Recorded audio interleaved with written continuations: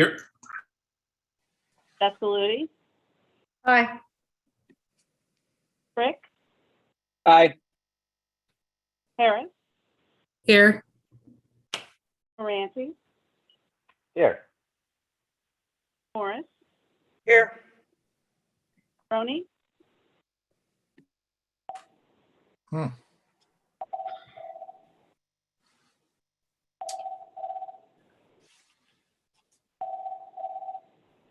Sauer, Here. Walker, Here. Wallace, Here. President DiPietro. Here. Carried. Thank you. Can I have an introduction to receive the call of the meeting and place it on file? I will I'll introduce. introduce. Oh, there we go. And a second. Who was that second? Please identify yourself. Art will second. Okay, Brian thank you. Wallace wants to first. Okay. All those in favor, please signify by saying aye. Aye. Aye. Anyone opposed? The motion carries. Before we get started, I have one quick announcement, just for the public in general, as well as members of the board of the council. The people are often wondering what's going on with DRI. Well, the main project, the second main project, the Hudson Connects project, now has a dedicated website. So if you go to Hudson Connects, you can see all about what's going on with the connectivity project of the DRI. Moving right along, we have 5 communications. May I have a motion to receive the communications? Motion to receive the communications. Dewan was there first. Who's second? Art, was that you? Sure. Okay. All those in favor, please signify by saying aye. Aye. Aye. Anyone opposed? Okay, the motion carries. So we have 3 resolutions. Let me remind you, a couple of reminders here. This is a special meeting. We cannot discuss things outside of the announced agenda of this meeting. Secondly, when it comes to the selecting a member for the Hudson Industrial Development Agency, we will not be taking public comment. But we will have a discussion amongst the council members. So anyway, the first resolution, Shaheen, would you post that, please?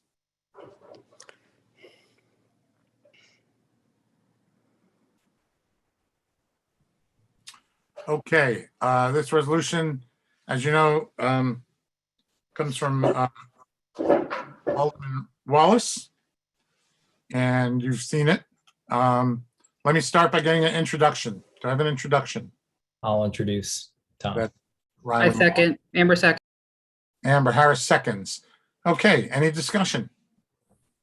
Please raise your hand. Vicky, you have your hand up. Yes, so I was wondering, first of all, I think it's a wonderful idea. The only thing is, I don't know if we're a little bit late on this or not, because some people do their Valentine's plans in advance, a little bit more in advance, but that's okay. In case of a blizzard, do we have alternate date? That's my first question. And also I'd like to know if, what is the bus capacity?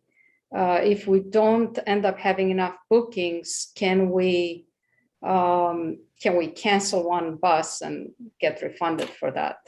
We can cancel one bus. There is no backup plan. However, we would not be out any of the money if this gets canceled due to weather.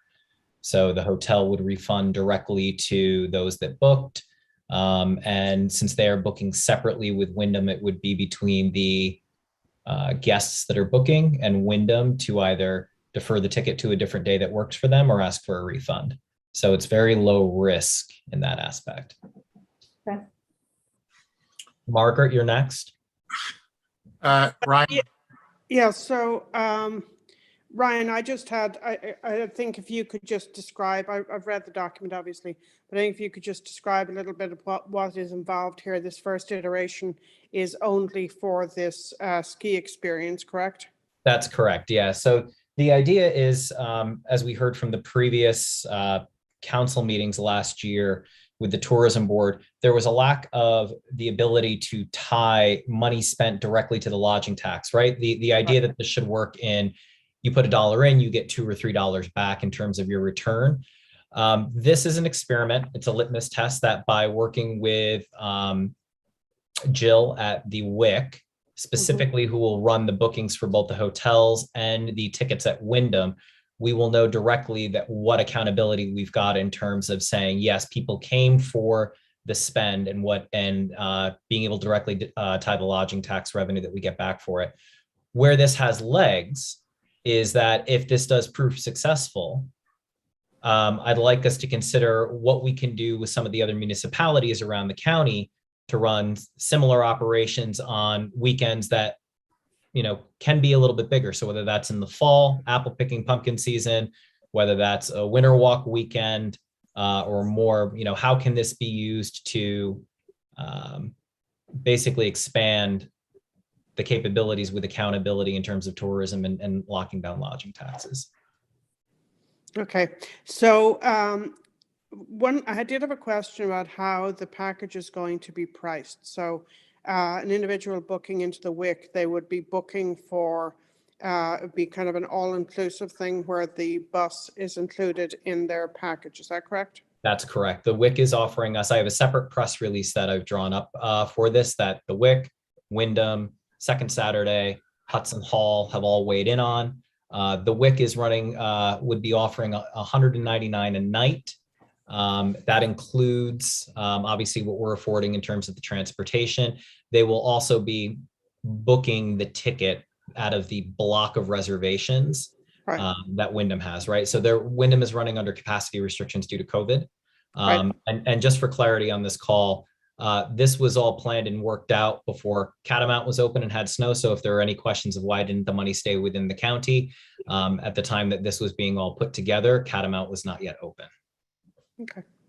So I mean, I think as an idea, I think it's very good. I think there are some other things, like if it indeed is successful, I think something where you had a shuttle where people could go either to Alana or to Omai or some of those locations.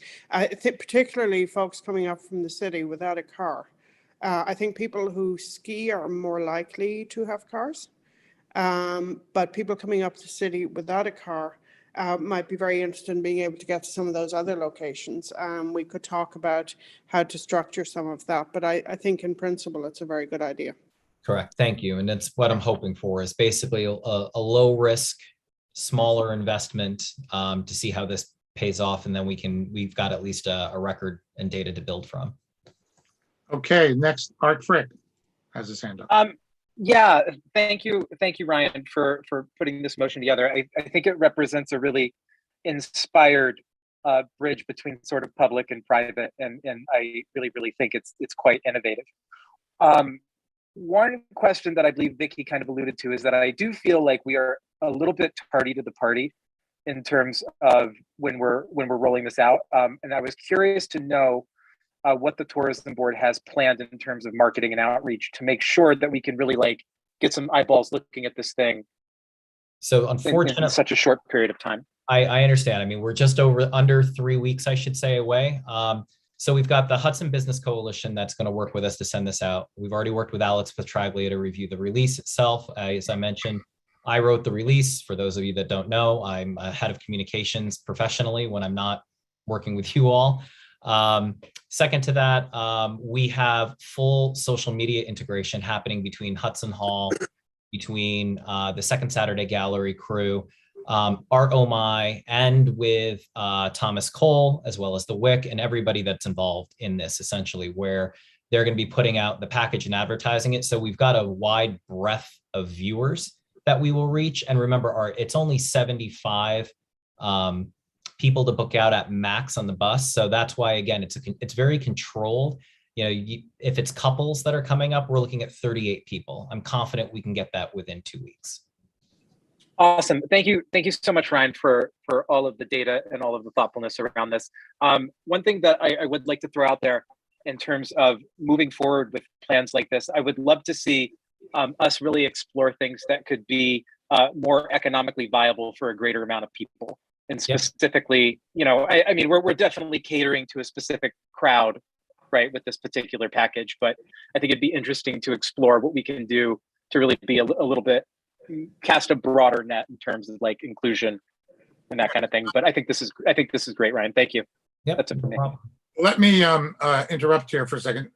All these ideas and suggestions for for the future are great. But let's focus on the resolution at hand, please. Theo, you're up next. No, I just thought it was really important to get up here and stand up for all those who make Valentine's Day plans really late or maybe not at all. No, I just wanted to. Awareness. Thank you, Theo. Yeah. So I just thought it's important to have that voice in the room. Yeah, I just wanted to say thanks, Ryan, for putting this together. I think it's like a really creative solution for directing municipal resources, incentivizing tourism in like a really hard time of the year. And it's a really cool, I think, pilot and a test for other things that can come down the way. And yeah, I don't really see any downside to this. So thanks for putting it together. Thank you.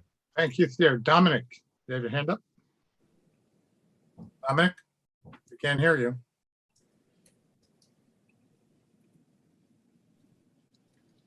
Dominic, are you there? I don't know, you weren't here. You're muted, Dominic. Well, we'll come back to Dominic. Margaret, you have another question? Or? Yeah, I just had another question specific to this weekend, Ryan, the 11th, 13 weekend. So it's not a future plan thing. Is there any capability or flexibility in this where the WIC had visitors who didn't want to go on a ski package, but they were interested in having shuttle service to Coalhouse or Ardomai or something like that? Is that feasible, or is it too late to even think about that? It would be too late. The price has been set to go from one destination direct to another, not to run a route. Got it. Okay. I don't know what's happening with Dominic. I know he's had problems in the past with his communication, but I'm going to call the vote anyway, since that seems to be okay at this point. Tracy, could you roll call vote, please? Alderman Anthony. Aye. Excuse me, Dascaluti, Aye. Frick, Aye. Harris, Aye. Moranti,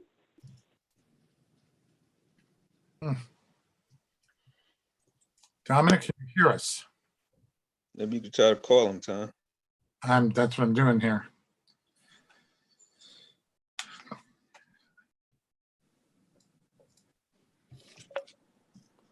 I'll come back. President DiPietro, Yes. And Morris, Morris. yes. Morris, yes. Thank you. Saar, Yes. Walker, Aye. Wallace, Aye. President DiPietro. Aye. Well, Alderman Moranti, yeah. Dominic, can you hear us? Can you let us, can you text me if you can hear us? And let us know you're having a problem. Okay, well, it passes anyway, so I don't think that's an issue. Is it, in your opinion, Tracy? no, the resolution has carried. Right. So let's move to the next one. Shaheem, can you post it, please? Okay, this is a resolution authorizing the mayor to issue a request for proposals for the adaptive reuse of the Dunn Warehouse property. Now, let me say, actually, because there is a DRI committee, this doesn't necessarily have to have council approval, but the committee decided very early on that they would bring every RFQ, RFP, whatever it is, to the council, just so that it would be in light of keeping things open and transparent. You were all sent this document, so you've seen the actual the RFP. Having said that, now open to comment. Oh, sorry. Let me get an introduction. I'll introduce Tom. Ryan. Ryan, and a second, please. Amber Second. seconds. Ooh, a lot of people at once there. Let's try one more time. Go on. Go on. Thank you. Okay. So discussion. Okay. Theo. And- But I Theo, was going to say, Tom, sorry. I think you got Alderman Moranti back now. Dominic, are you there? Yes, I'm sorry. For some reason, my screen locked up and it will not let me get out of wherever I was, but I'm in. Well, you missed the vote on the first one. It passed, so we didn't need you. Okay, but I do want to commend Ryan on the effort, and I think this is great sampling of things to move forward. Thanks. Okay, thank you, Dominic. Theo, you're up. Yeah, I just had a few questions, and maybe this is the wrong time to bring it up, but I'll just throw them out there. And if we need to punt it for a different meeting, just say so, and we can move on. But yeah, this is a ground lease, correct? For a tenant to come in and take on a potential 99-year lease, correct?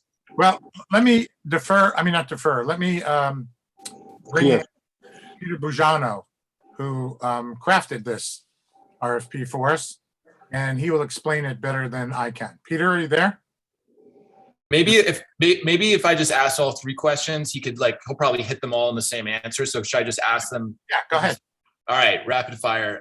So I was just wondering, so if it is a ground lease, if there's going to be any provisions in the RFP regarding rent adjustments for future tenants, and with respect to those future tenants, will the city retain the right to approve the sale of the tenant's leasehold going forward? So if the tenant decides to lease to someone else, will the city have a say in that? And those are the questions. Yeah, so Theo, hello, everyone. It's Peter Bujano. The land lease itself, the actual document is pretty comprehensive. We just mention it here so that the developers understand that's the intent. Once we get to a developer and we get to the next step, we will develop that lease, the ground lease piece, and that will incorporate those suggestions or those comments that you made. It's a very, the document sample that I have comes from New York State Bar Association template, and it's pretty comprehensive. So we'll tailor it to this project, but it will incorporate some things and it'll be reviewed before it gets signed. So it's not part of this proposal being submitted, a ground lease document. It is for the future once we award the project to a developer. Okay, great. Thank you. Ryan, you're up next. Thanks, Tom. Peter, awesome job on this as always. Thank you for being our Sherpa through the multi-page documents this all is. I think you got my note about just the one correction in terms of the City of Hudson reserving the right and adding the word reserve back into this.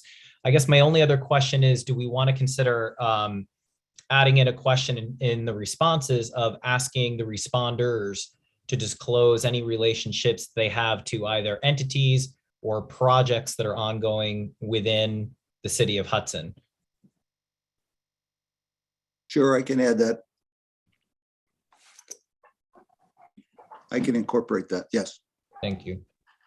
And Margaret. Yeah, I just had a question on, Peter, you may know the answer to this. Definition of waterfront property, is that lot considered waterfront as far as the state is concerned? I'm sorry, could you repeat that? I didn't hear that one. Is the building that you're requesting the RFP on, is that waterfront property? It doesn't sit on the water. It's not on the water. It's on Water Street. I So guess I'm just asking if that raises any questions about any permissions that the city needs to embark on this from the state. Well, it went through the process of the DRI project. So it was selected as one of the projects and it was granted. It was given $1 million plus another 500,000. I think that may have been better, but I would defer to Tom on that question. Well, I think it wouldn't be, because it's, if you look at the lot description, it's separate from the rest of the waterfront property that, that comprises the park. So it's a separate lot. It's, if that speaks to it or not. I'm just looking for what the technical definition is as far as the state is concerned. Mhm. Okay. Theo, do you have another question? Yeah, one last one. So the repair costs and the construction cost estimates from 2015. I'm wondering at what stage in the process do we get an updated repair cost and construction cost? Do we do that before the RFP officially goes out, or do the people bidding come with their own construction cost estimates? It would be the developer that comes in. They have the understanding. So the previously structural review, structural assessment is part of the package, and they have that as reference. So it has deteriorated most likely since then. And so the developers come in, they have that awareness, and it's up to them to pick up the building and do, it's almost an as is, where is project. But that will happen after they've been selected or before they've been selected? So they'll come in with a proposal as to what they intend to do with it, and all the costs associated with structural repairs will be on them. It will not be the cities. Okay, great, thank you. Okay. And by the way, you may not know if, I mean, it's in the RFP, but there is grant money that goes towards that repair. Yeah, we got a lot. Yeah, I saw that. You have a question? Vicky? Yes. At one point on page 4, first of all, the RFP is wonderfully done. Thank you, Peter.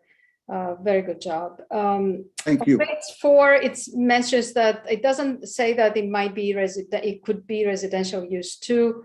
On page 7, it says that it mentions residential use. And then I think it's on page 5, it says in case of a fire and there's a destruction over 50%, then the city can possibly terminate the lease.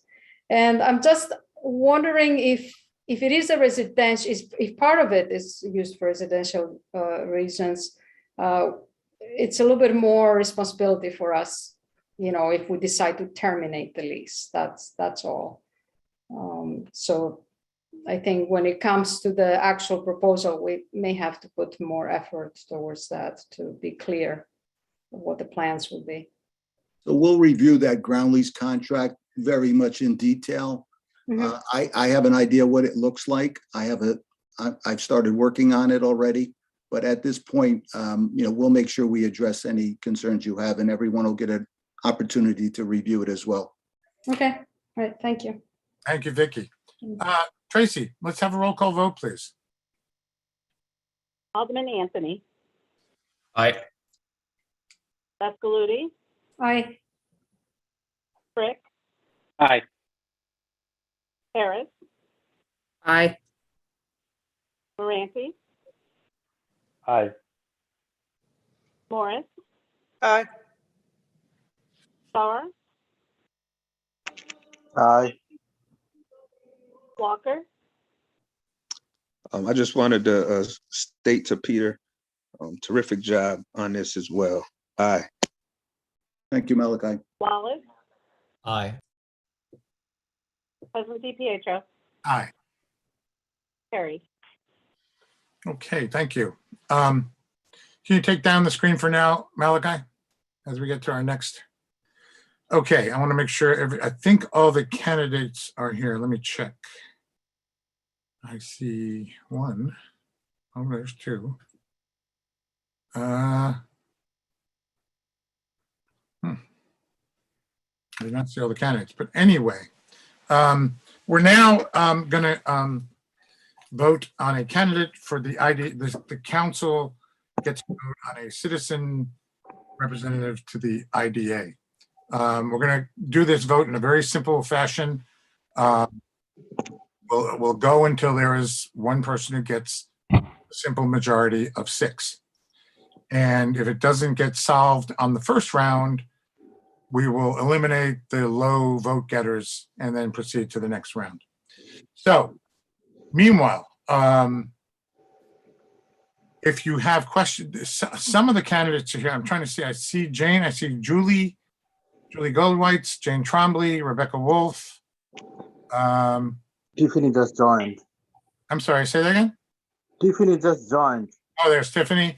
And Richard Wallace, are you here? Yes, I am. I'm here, Tom. So all five are here. So let's go, let me try to get this alphabetically. G, Trombley, Wallace, and Wolf. Okay, so the first questions for the first candidate, Tiffany Garriga. I'm doing this alphabetically. Do members of the council have any questions for Tiffany Garriga?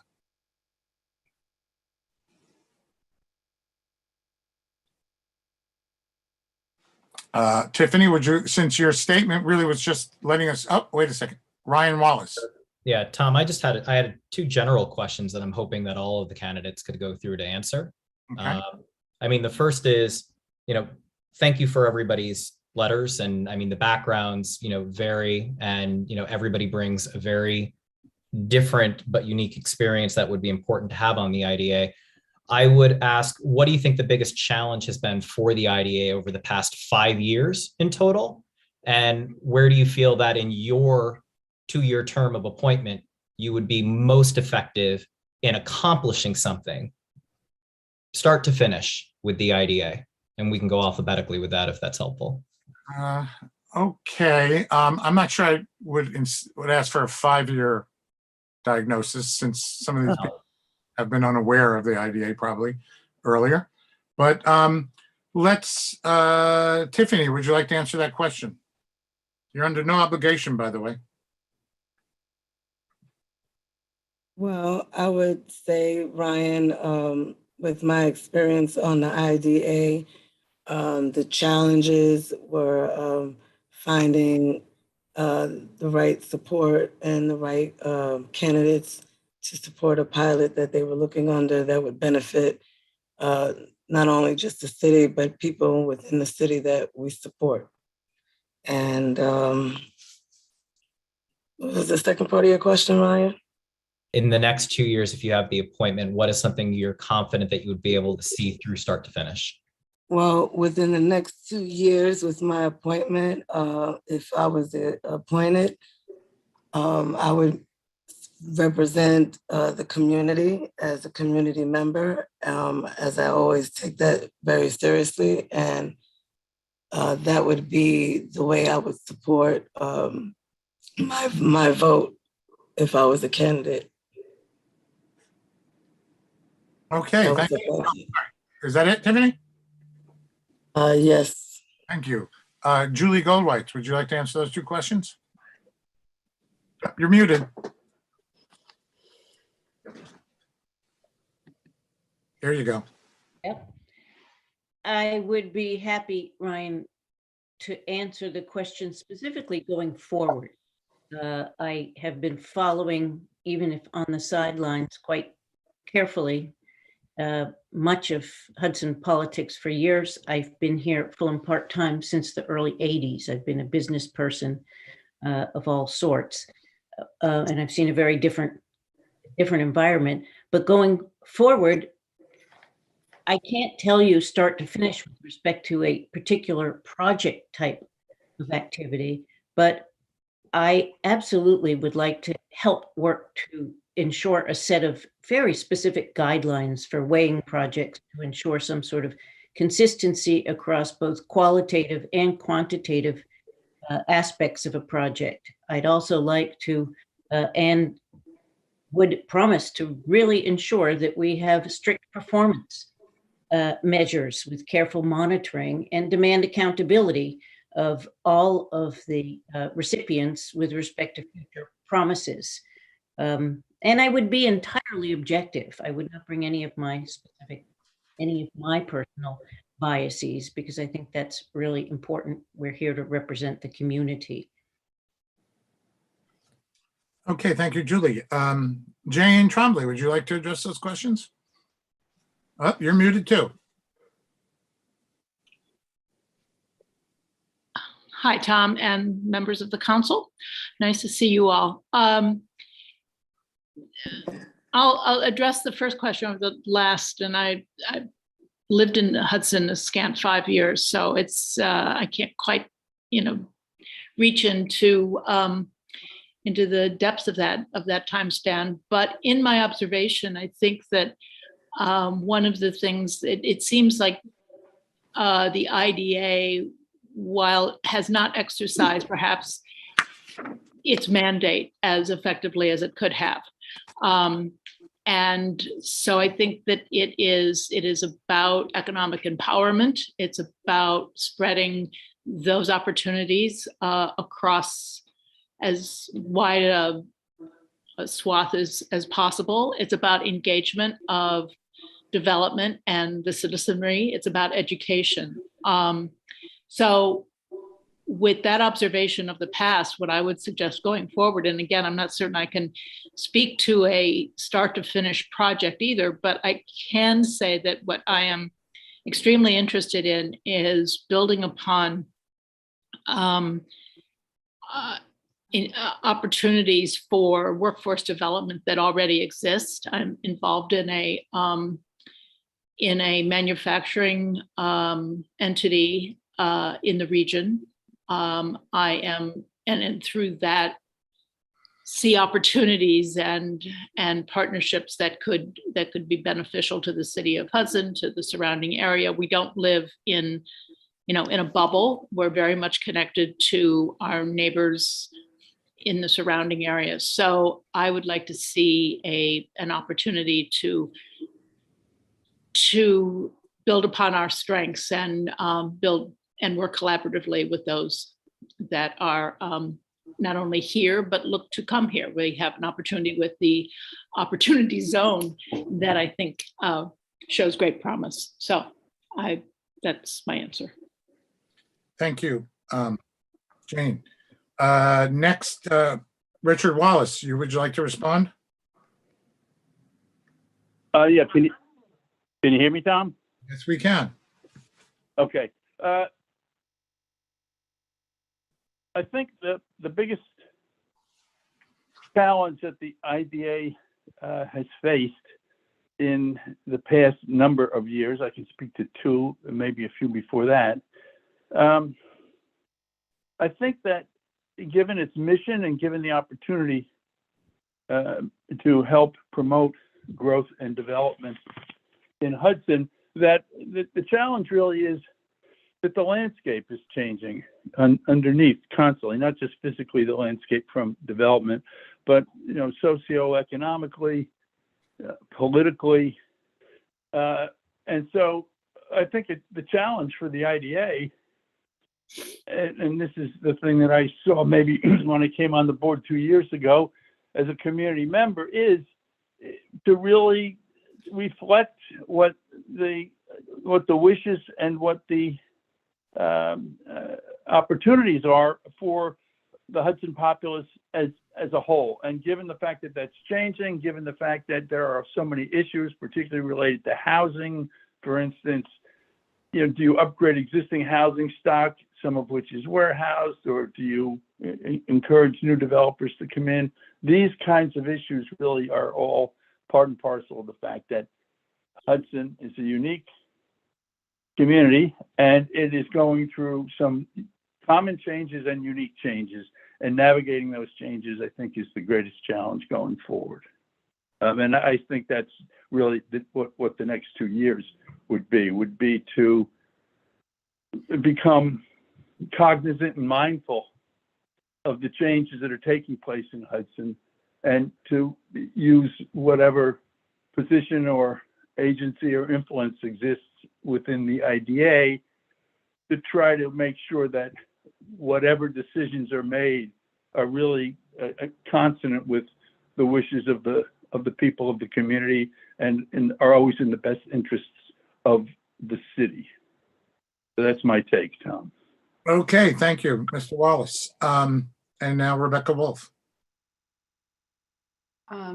Yeah, I think that the challenge that the IDA has faced has been similar to the whole city council, is just capacity to really take on what are the potential for the IDA to be involved in the community and really make sure that the benefits that are offered by development and by economic growth are actually really delivered to residents of the city. And I think there's a lot of potential for economic growth and development in the city of Hudson that, unless it's really carefully like and very intentionally managed, won't actually reach community members that are most impacted by some kinds of development, in terms of, you know, the rising cost of housing and the rising and all of those things. So it's really, I think that the goal of the IDA should be to balance out the development with the delivery of basically the potential for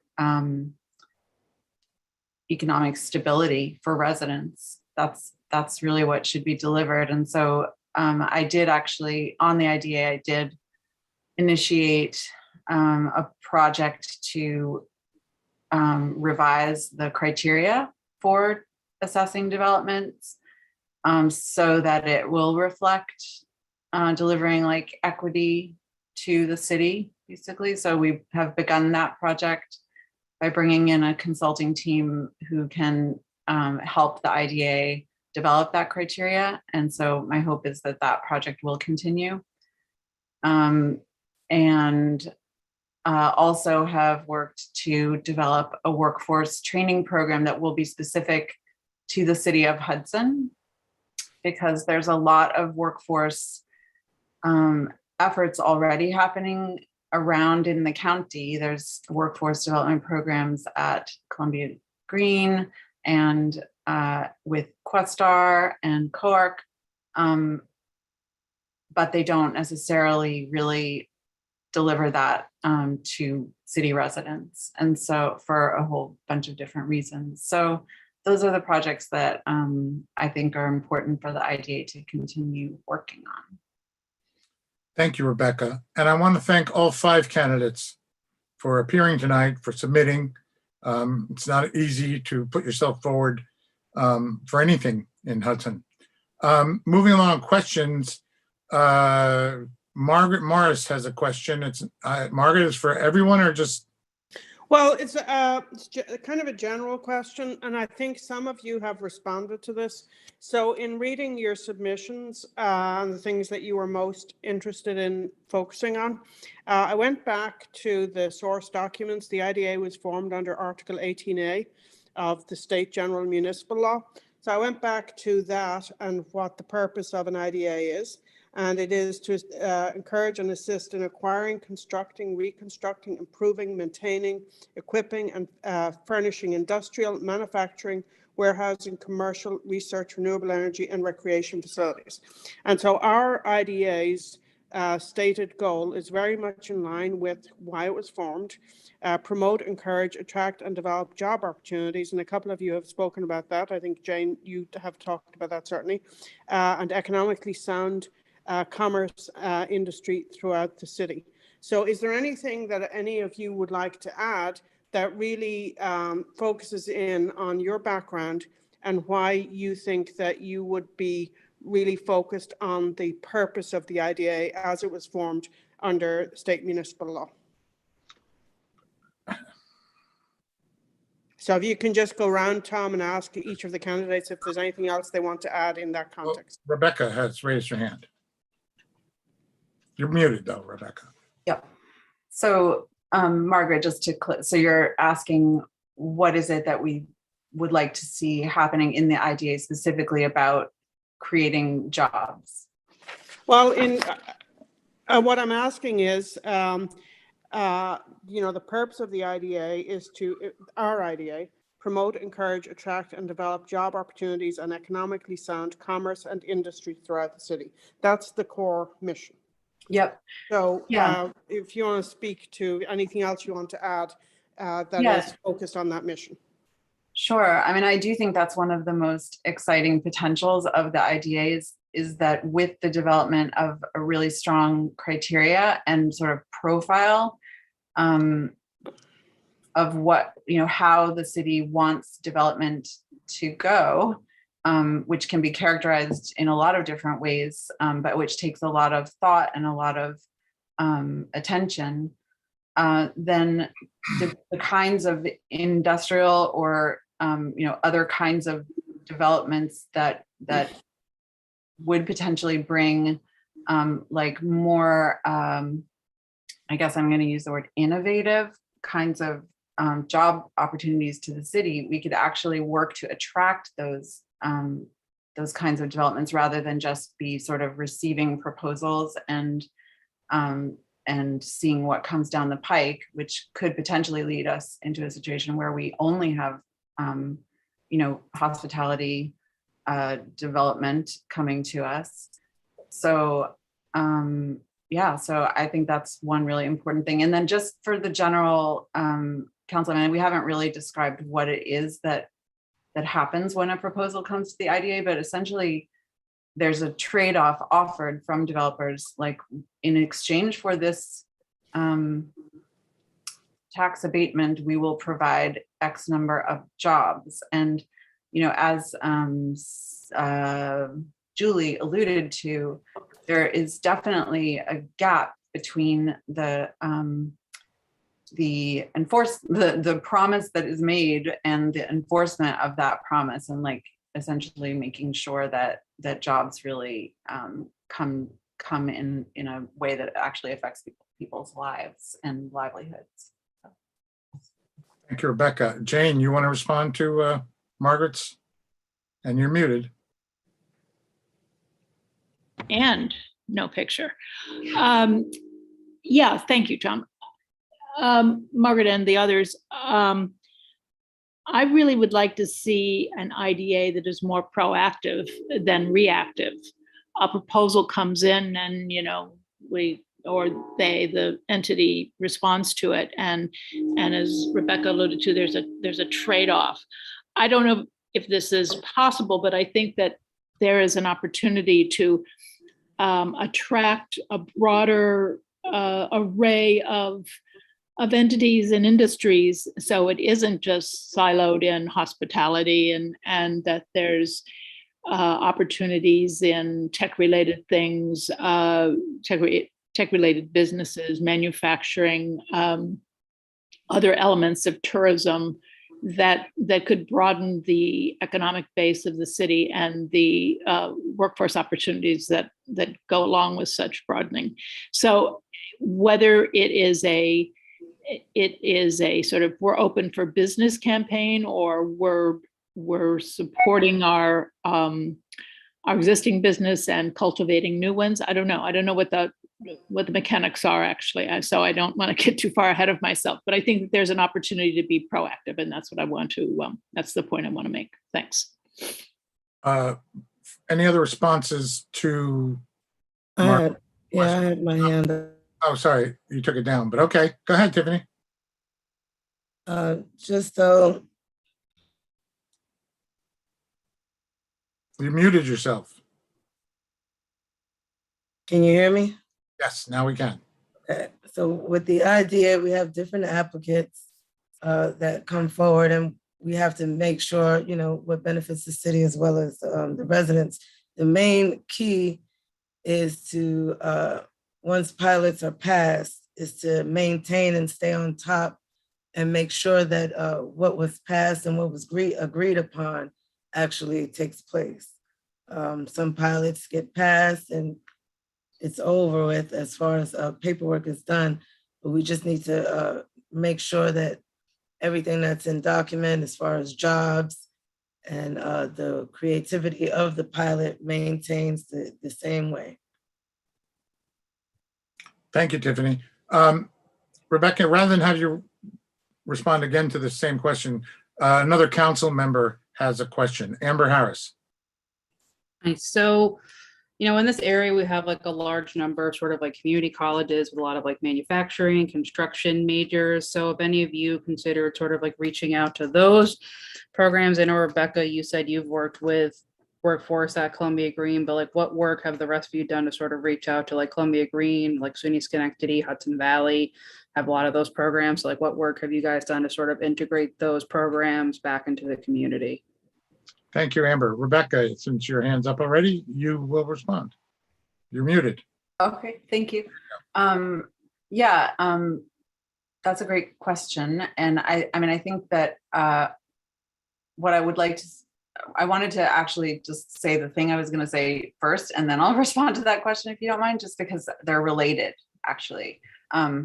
So I think another criteria that needs to be developed in the IDA is about environmentally sound and sustainable development, because that's something that the whole city and the county are going to need to face up to very quickly, as state mandates and federal mandates begin to roll towards requiring different building construction standards to essentially meet what we're dealing with climate change. And so another track that I think the IDA can really start to focus on, both in terms of its criteria that it develops for how it judges proposals, an environmental criteria, but then also to be working on developing like green trades training programs. And that's something that the Columbia Green construction program, they're going to be working, I think, towards making that part of their curriculum. And so I think that, the more that the IDA can work with existing programs and kind of try to bring whatever expertise is already in development and already teaching students to actually the city of Hudson, the better. So that's. Okay. Art Frick has a question. Yeah, so this is generally to all of the candidates. And I do want to commend all of you for, going through the gauntlet of questions, and I appreciate it. So in the 2-year term as the community member of the IDA, what are you going to do to activate and listen to the community that you're tasked with representing? Like, how are you going to be like inclusive and thoughtful and like pragmatic in approach to all of the citizens of Hudson? So who wants to answer that? I'll take a whack. Okay, Richard. Take a whack at it. Richard. Yeah, having been in the position for 2 years. Number one, so representing the community on the Hudson IDA is the other positions are all officers related to the business of the city. This position isn't directly related. It's really a citizen's position. And so my view always has been, and as I've come to be a resident of Hudson, and in a way, it's what's led me here, service on this board and continuing interest in it. And that is that really our job is to be the best citizens that we can in a community. It means to step up when there's an opportunity to step up, whether it's in a political or a non-political or a community or civic kind of a way. So I've tried to do that in the last 2 years. So a lot of this in terms of, I call it taking the temperature of the community, or sometimes trying to get a sense of the conscience of the community. And to do that, as you look and read all the things that are published in public places, you look and read what's going on in some of the pages, community pages in social media. In my particular case, I live downtown on Warren Street, So I have an opportunity to walk Warren Street, and occasionally when I had the opportunity, I would bump into somebody and I could start a discussion that way. So for me, it was really a matter of gathering people's thoughts, their feelings, and then public hearings. All of these projects ask for public input and are associated with have public hearings attached to them.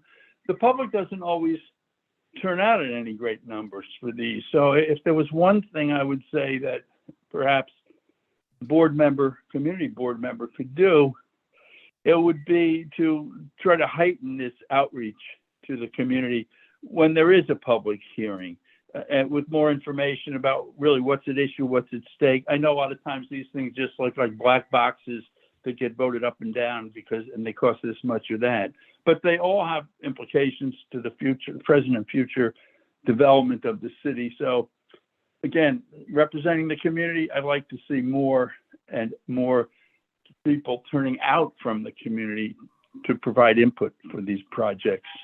So that's my take. Thank you, Richard. Rebecca was up next to answer that. You're muted. There you go. You don't have to remind me, Tom. I muted on purpose. But yeah, no, I was really happy that with the most recent proposal that was before the IDA, a grassroots community group formed called the Community Benefits Alliance, which it was formed in specific response to that one proposal, but I think that hopefully it will continue to pay attention to all the development that's coming before the IDA and before the city, and I think it's really important that there be a really strong and clear voice for the community to be in dialogue with the IDA about these developments. Thank you, Rebecca. And Tiffany would like to respond. Thank you. Yes, as a former person that was on the council and the IDA, one of my great strengths was communicating with the community.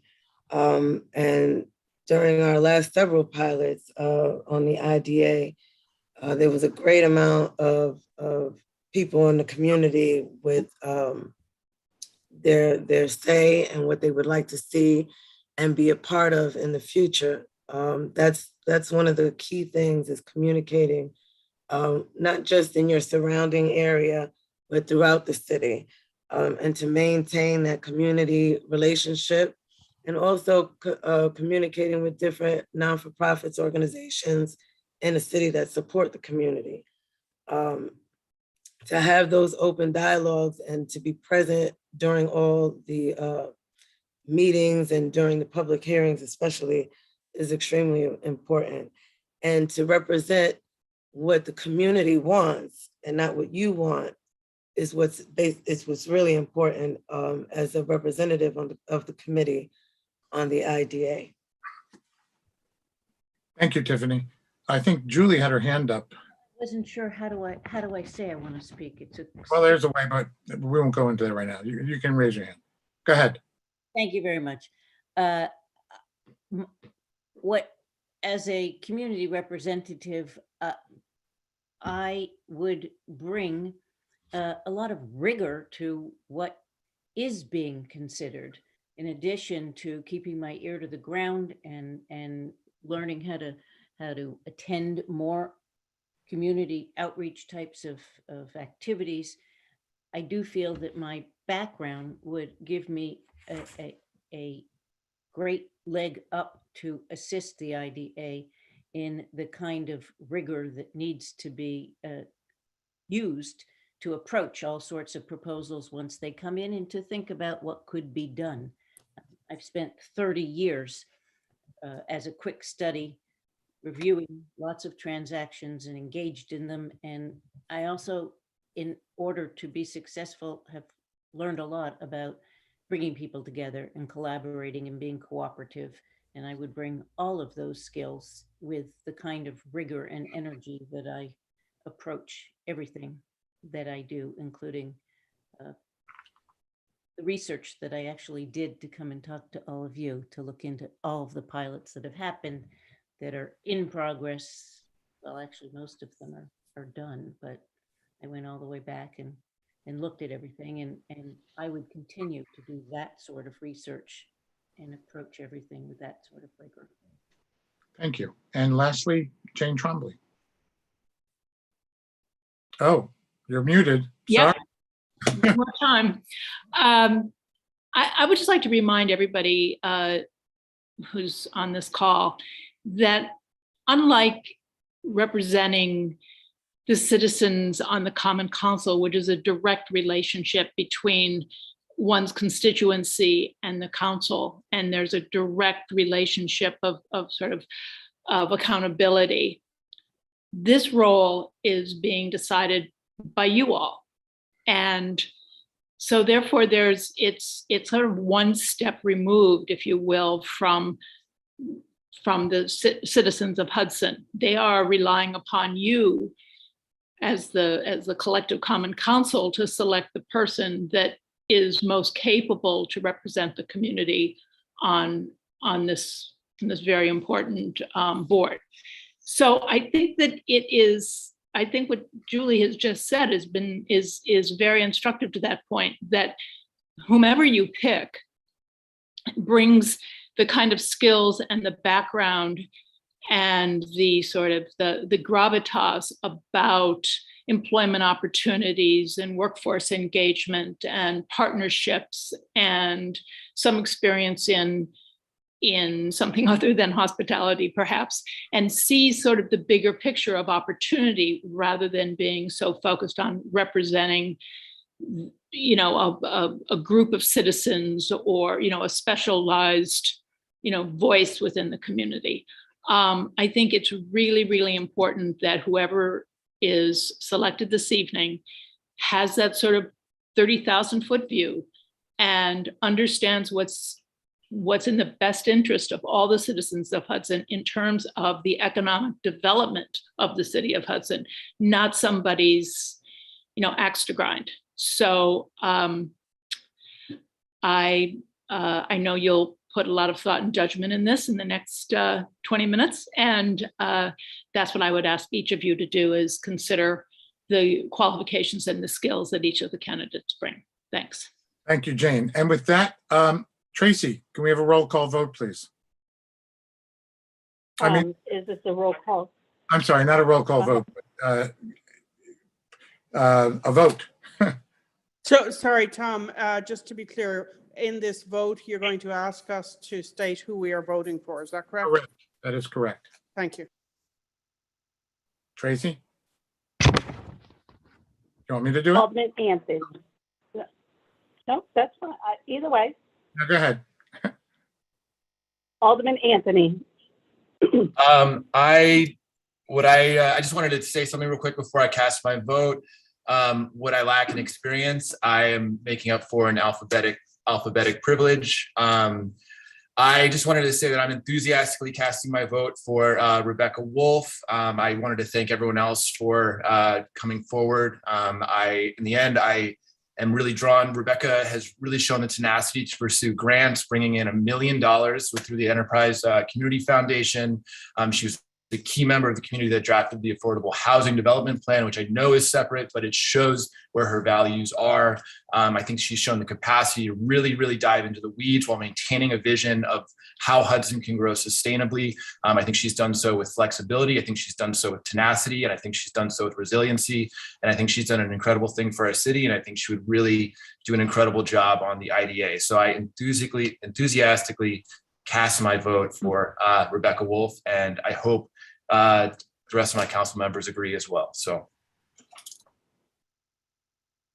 Pascaluti.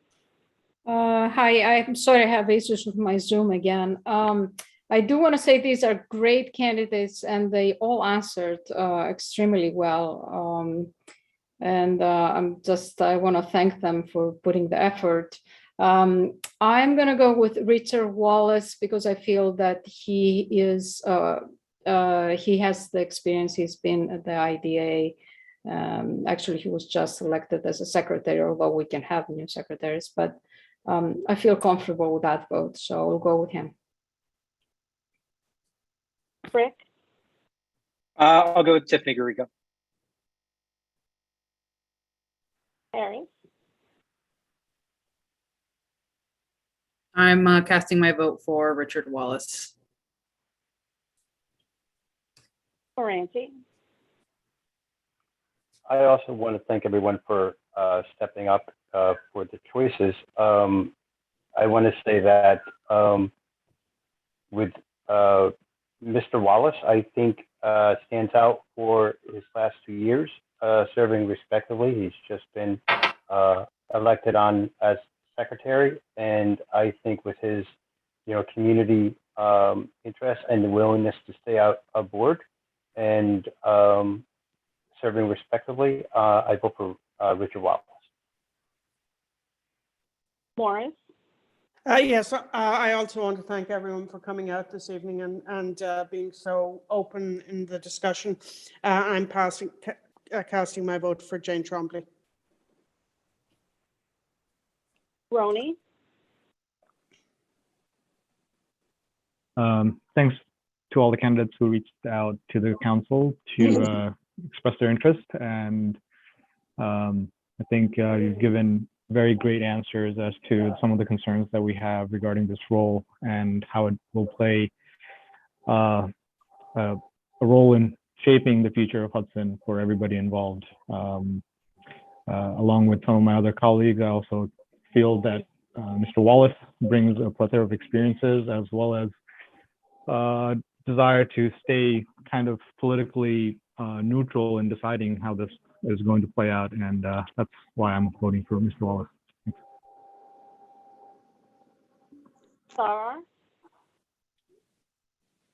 Yeah, first I'd like to thank all the 5 candidates, and I know they are well qualified for this position, and it's nothing personal, but I need to pick something for best of our city and future. So Richard Wallace has experience before, and I think he's well qualified for this position. So I cast my vote for Richard Wallace. Walker, Yes, I also want to thank everybody that came out and showed interest in the position. I'm sure any one of you would have been, great candidates to represent Hudson. I feel that, it came down to 2 people for me personally, with Rebecca and Tiffany being the 2 who I feel, their vision is sort of like the same to me, and it I think it represent the people for me, and their goals, and just their understanding of what's needed in the city. But if I can really just answer the question, although Tiffany Garriga, she shows to me, a lot of people may say it's personality, a certain personality of hers. To me, it equals the passion.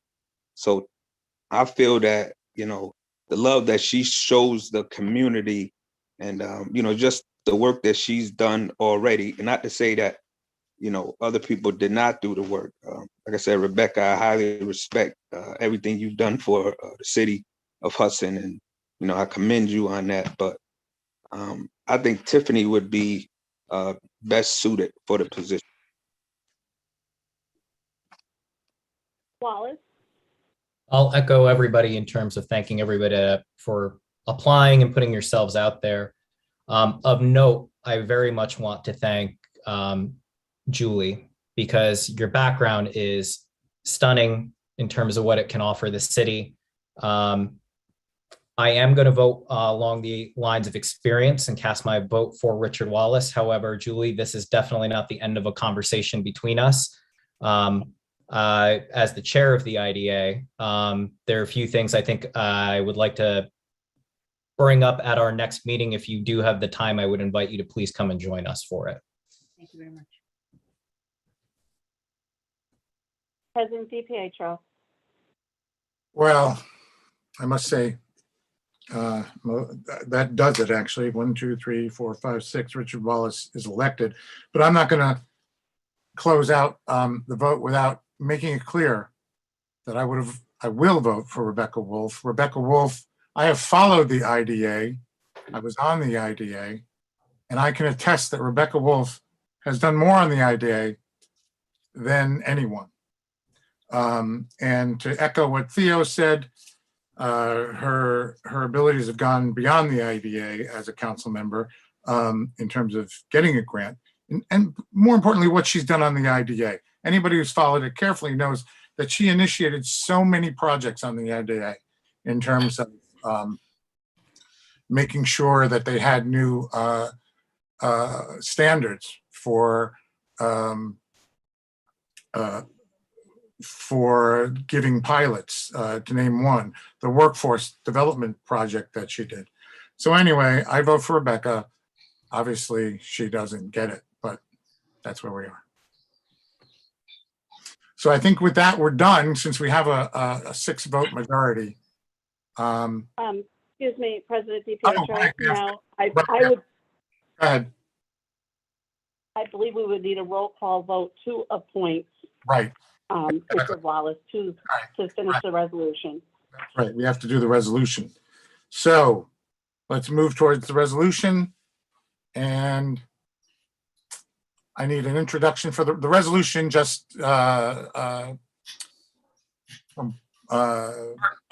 will introduce. codifies what we've done. So Second. Art will introduce. Yep. Art was the first, and who was that second? Ronnie. Ronnie, thank you. So a roll call vote, please, Tracy. This is a resolution. Alderman Anthony. Go ahead.